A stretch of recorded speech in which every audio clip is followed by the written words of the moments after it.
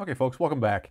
My last video I went through the rough build of the Armattan Gecko frame, and after quite a bit of time after scrutinizing over the internet and looking over the available parts, I have come up with what I'm going to use for my build.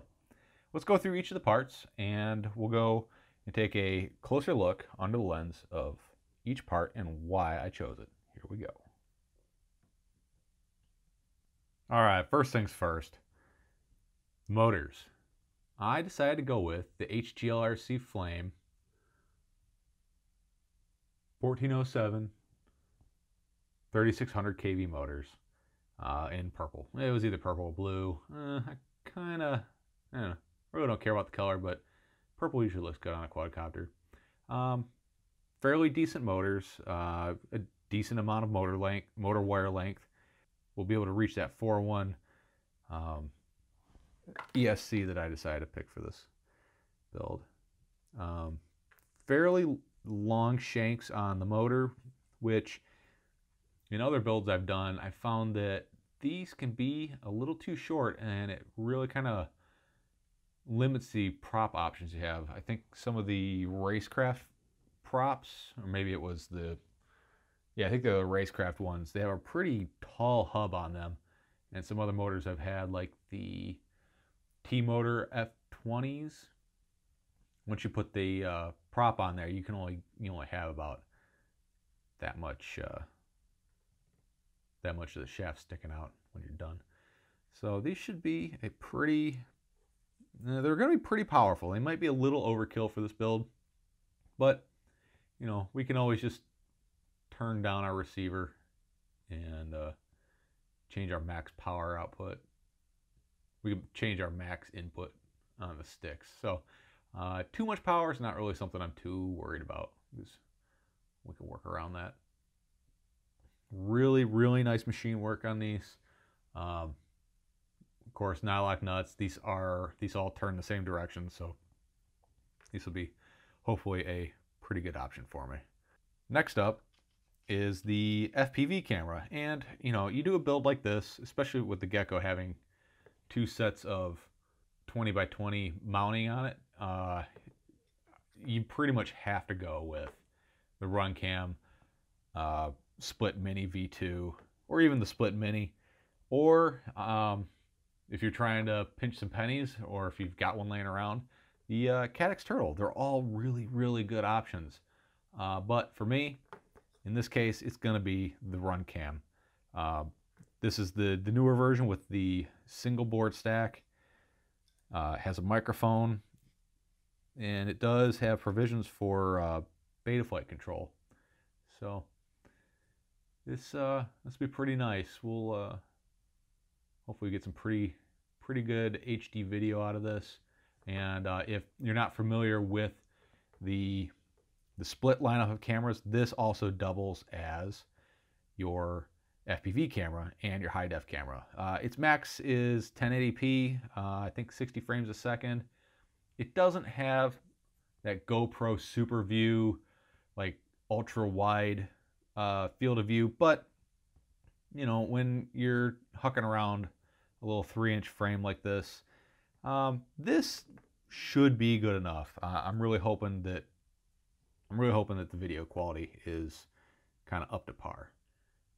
Next thing is going to be the receiver, and I'm going to go with the FrSky R9MM receiver. I just kind of have one laying around. It was a tough call for me to go between the 900 megahertz long range system or the traditional 2.4 gigahertz. I'll be honest, I really don't see a need for the long range aspect on this quad, but I gotta do it. Why? I don't know. I think you would be just as well served with a 2.4 system with good antenna placement as you will be with a 900 megahertz long range system. But I've got the parts laying around, so that's what I went with. So anyways, yeah, FrSky R9MM receiver, and to go along with that, I am going to be using the new FrSky T-shaped antenna, coupled along with a few little 3D printed parts. This one here I made. I'll put a link to the 3D printed part in the description. And what this will do is it'll allow me to mount my antenna to the underside of my quad, right about there, just underneath the 20 by 20 stack. The real trick, I think, that the thing I think a lot of people run into with quads, especially smaller ones, is they look really good and they're super light, but then we start just covering them with 3D printed parts. The 3D printed parts, they're not that light. They're, for what they are, they're a little on the heavy side. Obviously not as heavy as like metal, but they're heavy and you can kind of go overboard with them. So I'm gonna really try to resist the urge to just deck this thing out in 3D printed parts. And I'm not really too worried about putting 3D printed parts on because a lot of them are for cosmetic and protective reasons. It's an Armattan frame. It's got a lifetime warranty on it, so I'm not super concerned. The 3D printed parts that I am going to use are going to be entirely for functional reasons. Holding antennas, holding VTX antennas, receiver antennas, flight stack mounting, stuff like that. Stuff that I kind of need to get the job done, or to get the job done better. So anyways, receiver antenna is going to be the FrSky T antenna. The VTX, this one, I just kind of stumbled across on Amazon. This is the AKK FX3 Ultimate. It's a 25 to 600 milliwatt VTX. It's a 25 milliwatt to 600 milliwatt VTX. I believe it has pit mode. Yes, it does. It does have pit mode. So that's cool. That's a 0.01 milliwatt output for pit mode. One of the reasons I decided to go with this board is, well, actually there's a couple of reasons. One is it's a 20 by 20 form factor, so it'll fit on top of the stack. Two, it has smart audio, or VTX audio switching, however you want to call it. I know smart audio is a trademark thing by TBS. Oh, it even says TBS right there. The other one is, look at this. Do you have an MMCX antenna or do you have a UFL antenna? With this board, it don't matter. You got either one. Pretty cool. And it's got a microphone, which I do fly with audio when I can. I really like it, but it's not super necessary. Now this doesn't have a like LCD or like a digital output display for your power and band and frequency, but I mean it does have LEDs on it somewhere. I think right here. But with smart audio and Betaflight OSD, it really doesn't matter anymore. So those are the reasons I went with this VTX. And to complement that VTX, there's not a whole lot of options here for me that are any better than the Lumineer Axie antenna. This one is the UFL variant, just because that's what I got laying around. So, Axie, yeah. I don't know anybody else that makes anything in this size range that works as good as these. So, right-hand circular polarized, that's what we're gonna go with for that. Now on to the ESC.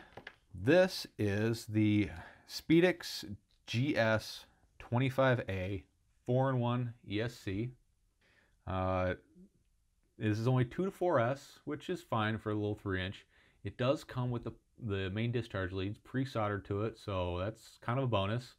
I kind of wish it would have done a better job, because look how high up those come. They could have done a better job, but whatever. They're already on there. The reason I picked this is it's BL Heli 32. Comes with the connector already on it, which is cool. The one thing that I don't really care for about it is there's no current sensor. Not that I think that there's any place to even put a current sensor on this guy, but yeah, just one of those things. It doesn't have a current sensor, so I'm not going to have current sensing on this quad.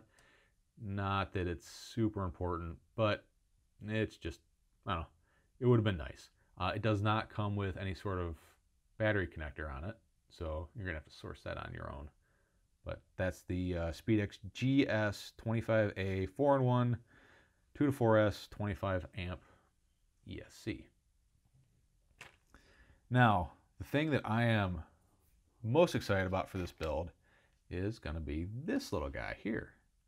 This is the Helio Spring Mini Flight Controller. I am a little reluctant to go with this because I've never used Butterflight. And I figured, you know what? Let's give it a try. And if I was going to give Butterflight a try, I'm going to give it a try on a piece of hardware that was designed for it, or that was designed around Butterfly. However it worked out, the two go hand in hand. If you're not familiar with the Spring flight controllers, there's two processors in it. One controls the PID loop, or one deals with the PID loop calculations, and the other one deals with pretty much everything else. It's a pretty full-featured flight controller. The pad layout's really nice on it. Pretty easy to get to. They're not labeled like at all. Not that there's a whole lot of real estate to label any of the things on this. You'll have to refer to the online documentation on where to wire everything up, but it does have the standard connector here, which will interface directly with the ESC. Very minimal soldering is going to be needed on this. Again, no current sensor. This is, it's obviously it's a 20 by 20 board. I mean, see how stinking small it is. It's about as big as my thumb. 20 by 20. It's got the imu-f. It says it's 6S safe. I'm not really sure what that means. It has the normal 5 volt and 3 volt receiver power, telemetry, OSD with a LC filter, which I'm going to try building this up with no caps. We'll see how that works out. It's got the imu-f coprocessor, and they do put a little asterisk on there, and they said it's not recommended for flat earthers, but small hands okay. Must be some sort of inside joke. I don't get it. But anyways, they're trying to be a little funny. It's got 32K gyro, smart audio, camera control. It's got a 2 amp regulator in it, which they say is rated up to a 3.2 amp burst. And I'm going to need every bit of that regulator because this guy here requires some serious juice.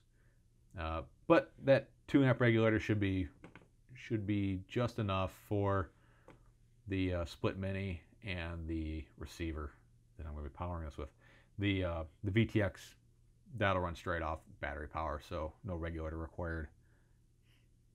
But this, I'm super excited to try this out, see if it's any good, see what the hype's all about. I know absolutely nothing about Butterflight or Helio or any of this. Basically any of the Butterflight, Helio, Flight, whatever stuff. I know nothing. So this is going to be a learning experience for me. Hopefully it's fairly painless. I hear good things, but you never know what's hype and what's crap in this industry. So I'm going to give it a try. So anyways, that is my lineup of parts for my Armattan Gecko. If you have any experience with any of these pieces, let me know. Let me know in the description, especially this guy, because I'm actually kind of nervous because I don't know what to expect out of it. Anyways, if you know anything about these parts and you got any recommendations, comments, suggestions, hey, let me know. Put them in the description. My next video is going to be building this guy up, and we'll get her going. All right, guys. Please like, subscribe, keep this good content going. I appreciate every single one of you. Every comment you put in the descriptions, guess what? I read every single one of them, and I respond to just about every one of them. All right, guys. Thanks a lot, and I'll see you next time. Bye.